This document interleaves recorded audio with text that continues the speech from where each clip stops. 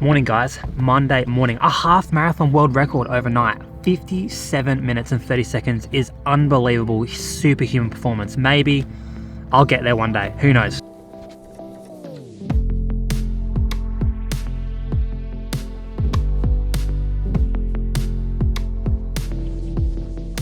So here's something that I've been thinking about a lot lately. Everyone that I see at work with running injuries or things like that, they have a massive variety in their actual running technique. There's just a lot of wiggle room. But when we take people's shoes off, everything tightens right up and narrows into a pretty standard way of running. And this kind of stuff really fascinates me and excites me. Like, is there a universal running style? And are shoes like this in modern day shoe reality actually allowing us to run with bad form? Like, do these shoes allow people that have terrible running form to just survive running? Like, a few years ago, I started wearing these regular barefoot shoes, and yeah, they're absolutely trash because I went on a sloppy trail with them the other day going for a walk. So as you can see, these shoes have no structure. You can roll them up in a ball if you want. Same thing with these kind of. They have much less structure than a shoe like this. But they do give you a little bit of padding. So these are good for when you're running on roads. I've probably ran like maybe 100 kilometers in this, and I've probably ran maybe 30 kilometers in this. And these are new, so I've barely ran in these. But anyway, these look terrible, but these look cool.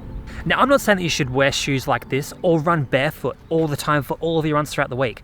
What I'm saying is that running is probably a skill acquisition task, just like any other sport, and you need to practice certain skills that are going to help you to run faster and also safer. And these clunky shoes really do not address a lot of main problems that people have with their running. Okay, let me ask you this question. When was the last time that when you were out on a run, you paid attention to the way that your foot was hitting the ground? You paid attention to the way that it sounds. You paid attention to your cadence and how light on your feet you are and how smooth you are between each step. Or are you just listening to your podcast and just blocking out this cardiovascular activity that you're doing? Or are you just too busy checking your pace and your heart rate on your watch too? The thing that people have to remember is that running is a skilled activity, just like another sport like soccer, for example. And soccer players, when they're doing their training, do not just turn up to their training sessions and do a 90-minute game and then go home and forget about what they've done. They actually do lots and lots of skill acquisition drills, and they repeat them over and over to make sure that their skills are really good. And running has some particular skills that you need to be good at. And I actually think that every single runner would benefit from doing some barefoot running once in a while, and I'll explain why now.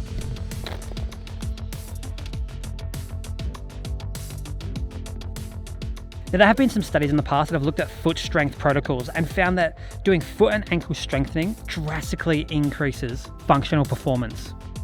But the thing is, other studies have found the same improvements in ankle proprioception and strength from just walking in barefoot style shoes.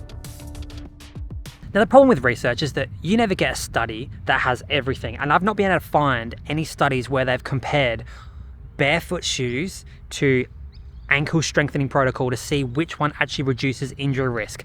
But hopefully someone who's watching this video can do that study so I can go with it. But the thing is, if you get the same muscular strengthening benefits from doing both, then the injury risk is probably going to be the same too, but that's not scientifically proven yet.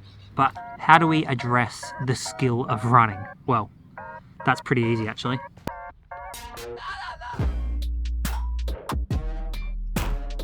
Well, firstly, you need to address any ankle pathologies that you currently have, because there's no point starting this kind of stuff if your ankles are destroyed. So do that first.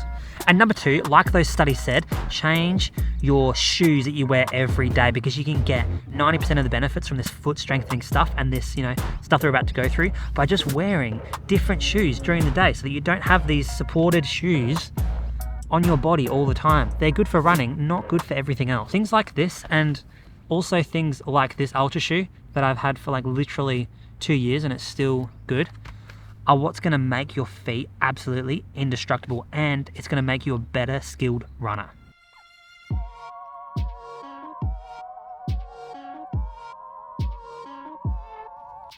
The next thing that you can do is start your strengthening and balance training specifically for your feet. Start to build the proprioception that you clearly don't have if you're in big, fluffy, high-stack shoes. Proprioception is the sensory perception of where your body is in space. When you spend a lot of time working on balance, your ankle joint sense gets drastically better, and this is a great step towards running barefoot. Like, have you ever had this experience where you're on a trail or on like a, cobbly road or something, and your foot falls down the curb or falls on a rock and your ankle goes into this really disgusting position, and then somehow, without you even thinking about it, your body just like snaps you out of that and you land back normally and everything's good, even though realistically your ankle should be like destroyed? That is proprioception.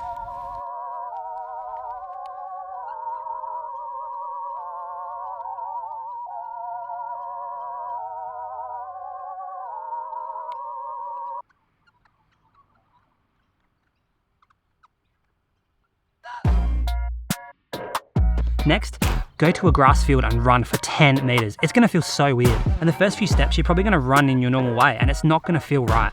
Then do another 10 meters and then another 10 and then another 10, and repeat this over and over with lots of rest time. The more that you do this, you'll automatically bring your cadence up and your stride length will shorten.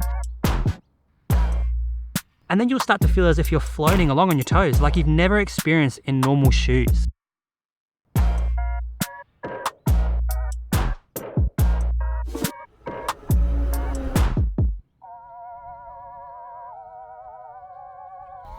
Now, if any of you are heel strikers and you just did that, let me know if you all of a sudden were not heel striking anymore. This is really interesting to me, and I want to know whether people that heel strike normally and that's comfortable for them, whether they come to this average kind of normal running technique just by taking their shoes off. Please let me know in the comments below.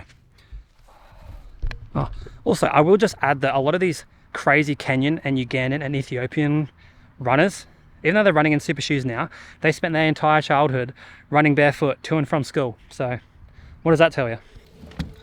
Trust me, guys, it's gonna blow your mind. This stuff is mind-blowing, and developing the skill of running barefoot is going to be so valuable for injury prevention, stopping your ankles from rolling all the time, and developing that sense of foot feel that you don't get from shoes like this. The furthest I've ever run, like I said, is like 10 Ks, and the only reason that I stopped is because I was running barefoot on grass and the grass was just digging into my skin too much. I got pussy skin basically. And I've never ran on pavement barefoot, mostly because there's glass everywhere and it's just not worth doing that really for me. But the key thing out of this video is that I don't want you to go run on grass for a fitness benefit. I want you to go and develop the skill of running barefoot because it's only going to benefit you in the long term. Anyways, I'm going to go run a 57 minute and 29 second half marathon just around this park barefoot. So see you guys later.